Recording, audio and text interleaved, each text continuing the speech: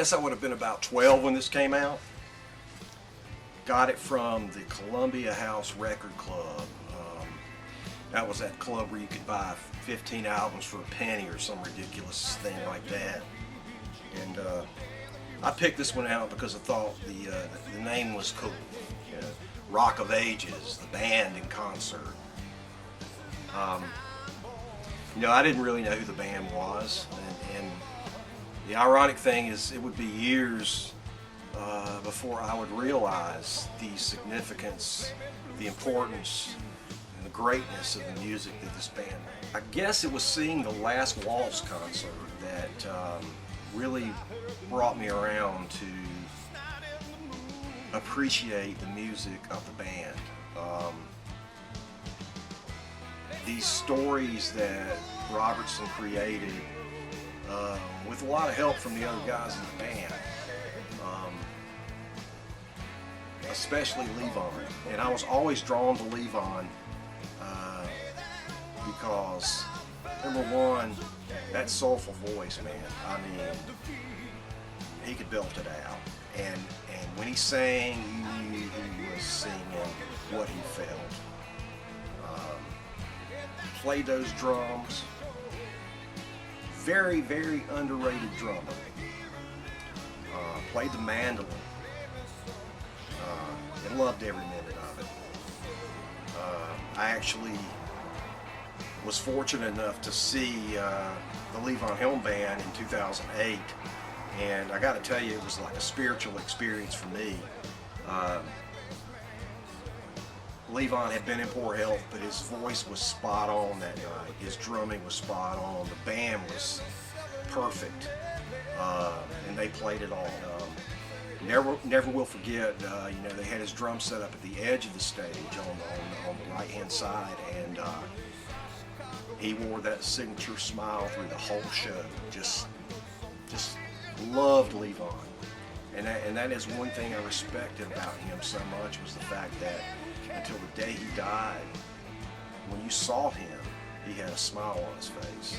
He just absolutely loved to play music. April the 19th, 2012. I still remember where I was when I heard the news that Levon passed away.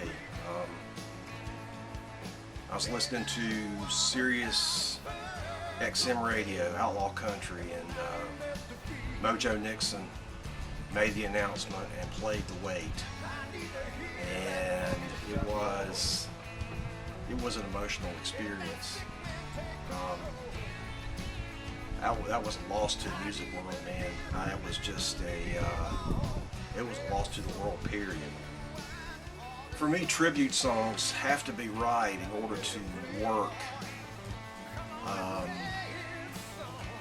You have to put a lot of thought into it and come up with an angle that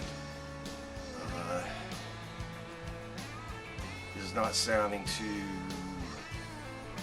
too much like sentimental mush, I guess you'd say. And so I had this title in my head. Arkansas Soul. Levon from Arkansas. Levon definitely had soul. Soul in his singing. Levon had soul, period. And so I came up with the idea that the main character in the song hears about Levon's passing and heads down to his local bar, walks in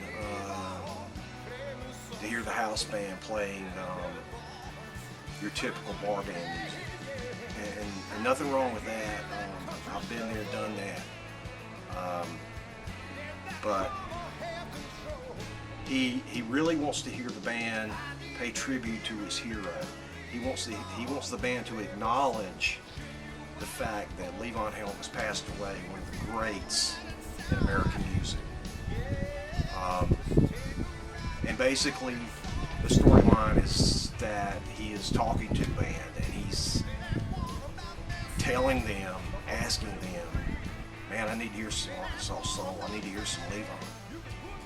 So I took the demo for the song, to the band, to my band, Idlewild South, and they fell in love with it. They just loved it, and I'm so proud of the way it turned out.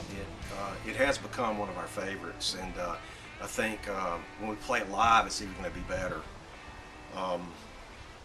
So I'm just so happy and so proud to pay tribute to one of my musical heroes, Lee Von Helm.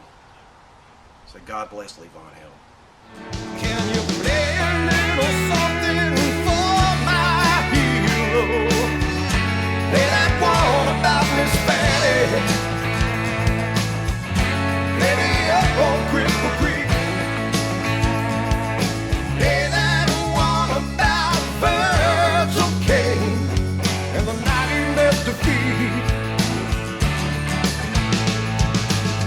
I need to hear that fucking shuffle.